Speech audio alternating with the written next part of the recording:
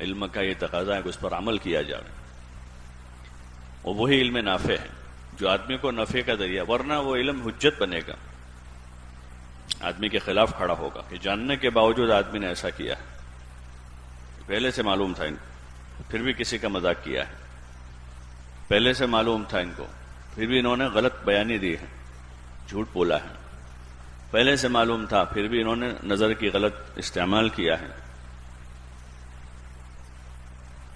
اس لیے کوشش اسی کی ہوگی۔ مدرسے ہمارے وہی ہیں کہ جس میں تعلیم اور تربیت، عملی طور پر اس کا ماحول بنانا یہ ہمارے ذمہ ہے۔ اساتذہ کتنی نگرانی کریں گے یا منتظمین کتنی نگرانی کریں گے؟ اس کا عملی ماحول بنانا طلبہ کے ذمہ ہے کہ مدرسے کی فضا میں اس کا عملی ماحول بنے کہ علم عمل میں آوے۔ نمازوں کے اوقات میں بروقت اذان ہوتے ہی مسجد میں نمازوں سے پہلے کی سنتوں کا اہتمام کرتے ہوئے نماز ہو رہی، کوئی طالب علم بھی اس سے باہر نہیں ہے۔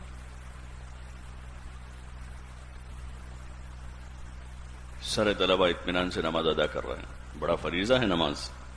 تبلیغ میں دوسرا نمبر ہے ایمان، اور دوسرا نماز ہے کہ عبادت کا آدمی عادی بنے، اور نماز چونکہ اہم ترین فریضہ ہے اور اسی پر بہت ساری چیزوں کا دار و مدار ہے۔ آدمی کی نیکی کی طرف جانے کا بہت بڑا راستہ نماز ہے۔ ان الصلاۃ تنہی عن الفحشاء والمنکر، برائیوں بے حیائیوں سے روکنے کی زبردست طاقت نماز میں ہے۔ اس محنت سے یہ چاہا جا رہا ہے کہ اچھی نماز پڑھنے والے بن، چاہے کوئی دیکھ رہا ہو نہ دیکھ رہا ہو، اللہ دیکھ رہا ہے جس اللہ کے لیے نماز پڑھ رہے ہیں،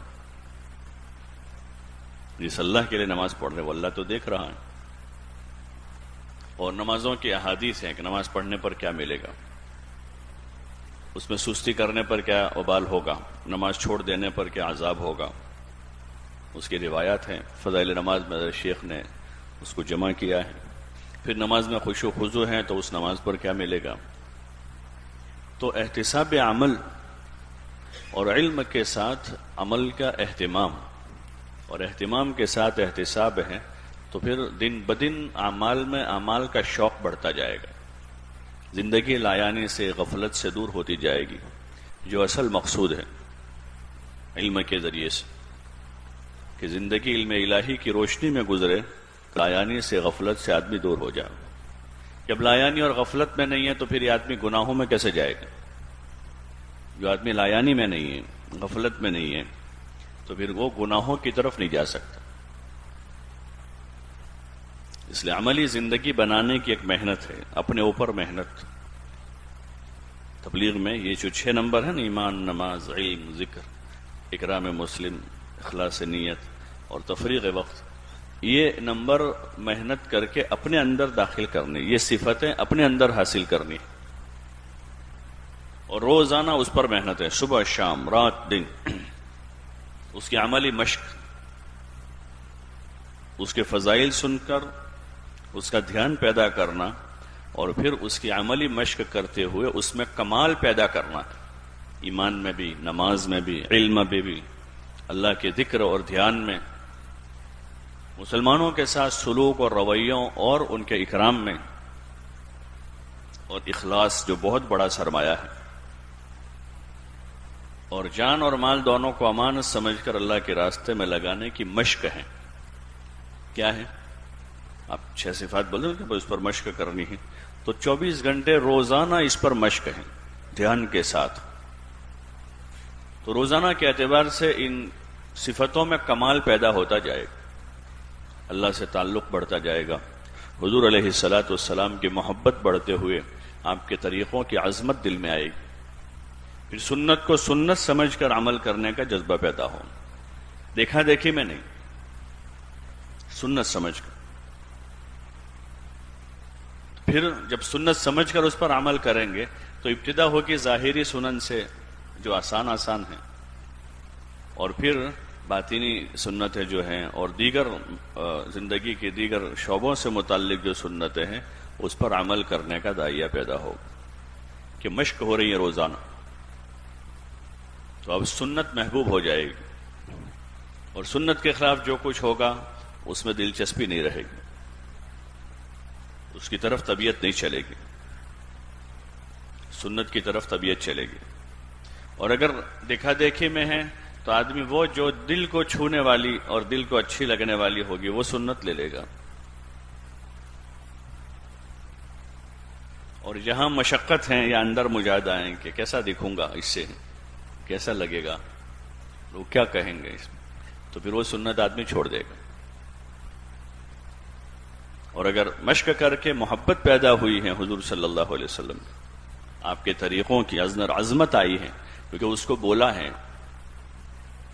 اس کی فضیلتوں کو بولا ہے، آپ کے طریقے پر عمل کرنے کے فائدوں کو سنا ہے، ہر سنت پر عمل کرنے کا جذبہ پیدا ہو. اور یہ مطلوب ہے اس کام سے کہ ہماری زندگیاں سنت طریقے پر آ جائے. ہمارا کھانا پینا، اٹھنا بیٹھنا، سونا جاگنا، چلنا پھرنا، کسی سے بات کرنا، کسی کی بات سننا، اس کی سنتیں ہیں. بات کرنے کی سنت ہے کہ جس کے ساتھ آپ بات کرتے تھے پوری طرح متوجہ ہو کر بات کرتے تھے، صاف صاف بولتے تھے، اور سنتے تھے تو پورے توجہ سے بات سنتے تھے. سننے کی سنتیں ہیں. سامنے والا بولتا تھا تو اچھی طرح سے اس کی بات سن، بیچ میں سے کاٹتے نہیں تھے، ہے نا سنتوں میں. تو ابھی سے وہ اپنے طالب علم دوستوں کے ساتھ آدمی سنت کے مطابق گزارے. تو پھر تمام قسم کی جو زائد بے تکلفی ہیں، اس سے بے اکرامی ہوتی ہے ایک دوسروں کی، پھر دل ٹوٹتے ہیں، لڑائیاں ہوتی ہیں، جھگڑے ہوتے ہیں. اتباع سنت سے وہ ساری چیزیں ختم ہو جائے گی، احترام اور اکرام کی فضا بنے گی. اور جب طلباء کے ساتھ یہ سلوک اور رویہ ہوگا تو اساتذہ کے ساتھ کیسا ہوگا؟ جب طالب علم کے ساتھ اتنا اکرام اور احترام کا معاملہ کر رہا ہے، سنت کے مطابق اس کے ساتھ برت رہا ہے، پھر اساتذہ کا ادب اور احترام اور زیادہ ہے. جسے صحابہ نے حضور صلی اللہ علیہ وسلم سے علم بھی لیا، آپ کا ادب بھی کیا، احترام کیا آپ کا. پھر وہ آداب ہیں اساتذہ کے ساتھ، منتظمین مدرسہ کے ساتھ، اور مدرسے کے عام لوگوں کے ساتھ جن کا تعلق ادارے سے کسی بھی طرح کا ہے، چاہے دربان ہے مدرسے کے، قابل احترام ہے. یہ ایک عملی زندگی ہے، لیکن وہ مشق کے ساتھ، اگر ہم اس کی مشق کر رہے ہیں اس دھیان کے ساتھ، تو دن بدن یہ چیزیں اندر پیدا ہوتی جائے گی. اور وہی مطلوب ہے. آدمی سب سے پہلے انسان بن جائے. کیا بن جائے؟ انسان بن جائے. انسانی صفتیں ہیں یہ. پھر اس میں دھیرے دھیرے کمال پیدا کرے گا آدمی، کمال پیدا کرتا جائے گا تو اس انسان کا مرتبہ اور مقام اللہ کی نظر میں بڑھتا جائے گا.